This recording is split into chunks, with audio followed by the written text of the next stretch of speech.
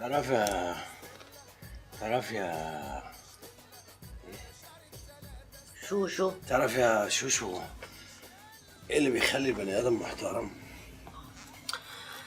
ايه اللي بيخلي البني ادم محترم؟ مش عارفه. ولا ايهاب، الناس دايما بيسمعوا له، بيسكتوا خالص، ما بيتكلم، بيسكتوا. وانا بيبقى معايا الفلوس وانا اللي ماسك شغل ابويا، محدش بيسمع لي ابدا.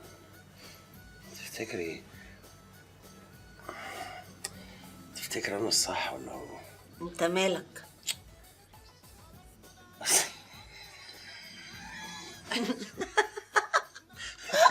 وانا صغير ابويا قال لي ايه، قال لي وانت هتعمل ايه بالشهاده؟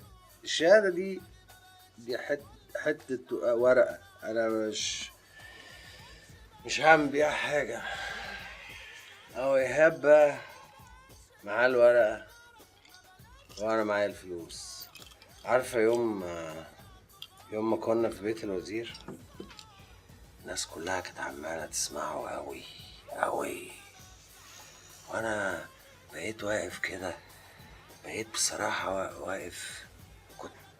كنت كنت مدهوش، كنت مدهوش، كنت مش عارف مين الصح، ايهاب ولا انا. انت طبعا يا حبيبي اللي صح، بس مش عايزاك تنسى الموضوع اللي طلبته منك. عايزه فلوس، عايزه فلوس، عايزه فلوس، فلوس كتير على فكره، فلوس كتير.